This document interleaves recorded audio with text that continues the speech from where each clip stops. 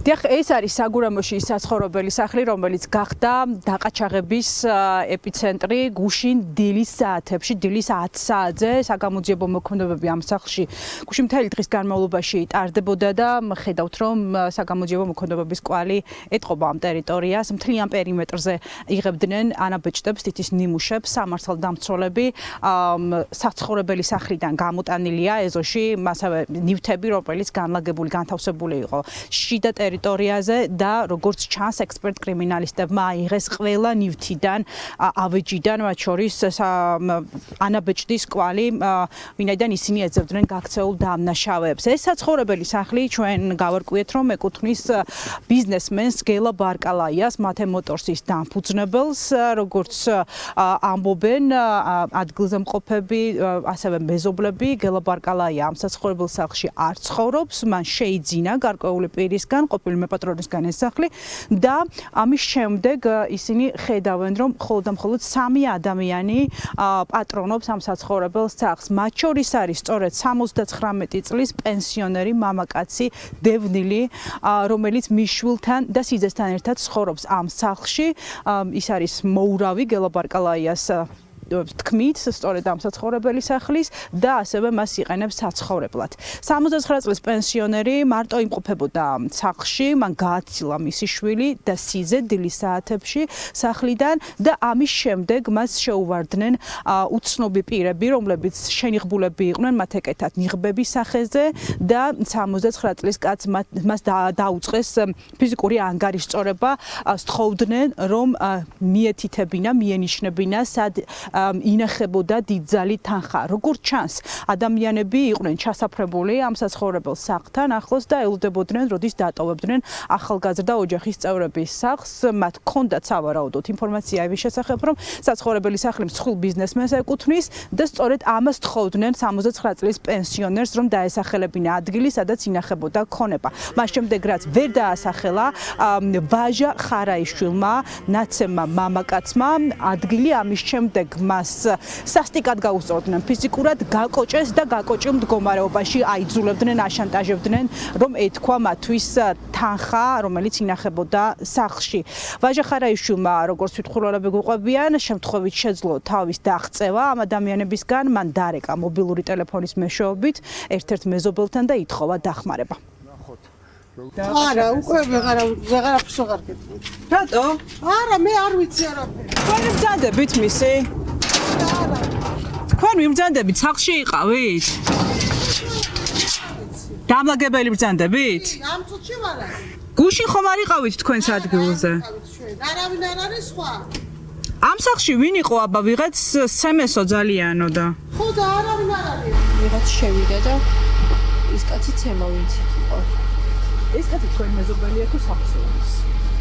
სახსულის და თან მაგათი ახლობელი არ ვიცით არის სახლი კი. ან გელა ბარკალაიას. კი, და მული იყავდით სახლში.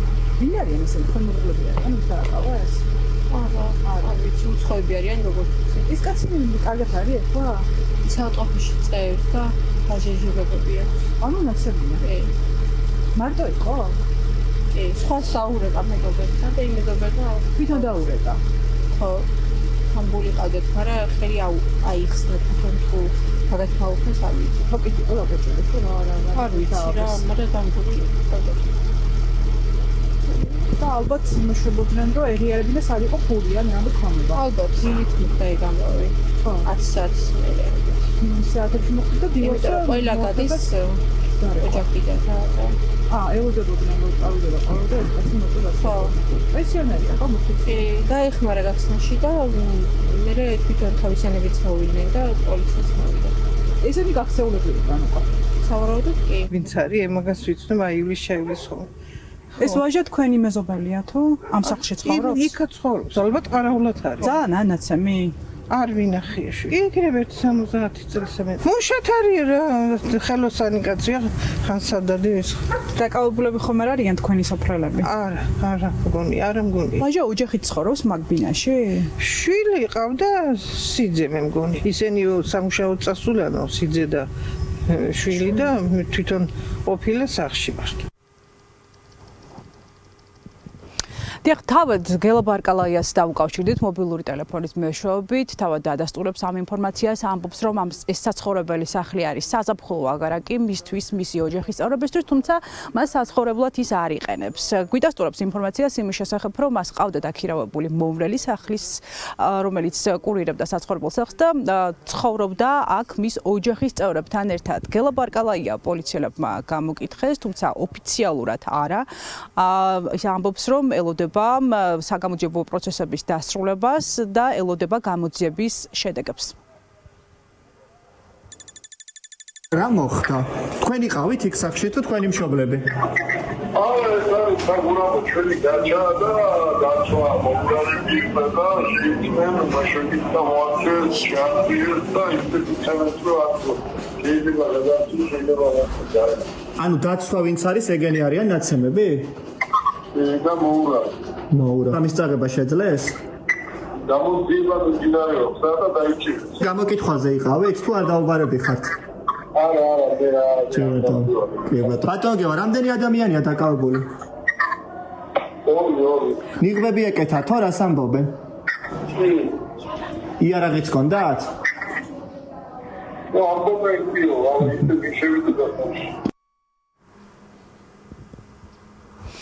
დიახ, როგორც მოისმინეთ, თავად მსხვილი ბიზნესმენი ამბობს, რომ ამ საცხოვრებელ სახლს საცხოვრებლად არ იყენებდა, შესაბამისად ის არ ინახავდა ქონებას და თანხას ამ სახლში. თუმცა რა წაიღეს სახლიდან მძარცველებმა ჩვენთვის არის უცნობი.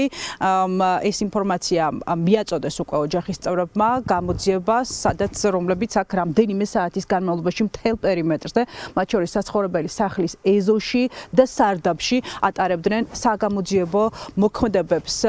როგორც ადგილობრივები გვიყვებიან, თავად მძარცველები ორი პირი, რომელიც წარსულში ნასამართლებია, შინაგან საქმეთა სამინისტროს მტკიცებით, გაიქცნენ საცხოვრებელი სახლიდან და მიმალვაში იმყოფებოდნენ რამდენიმე საათის განმავლობაში. პოლიცია მათ ეძებდა. უცნობია ამოიღეს თუ არა სამართალდამცველებმა იარაღი, რომელიც თან ჰქონდათ ნიღბიან პირებს დაყაჩაღების დროს.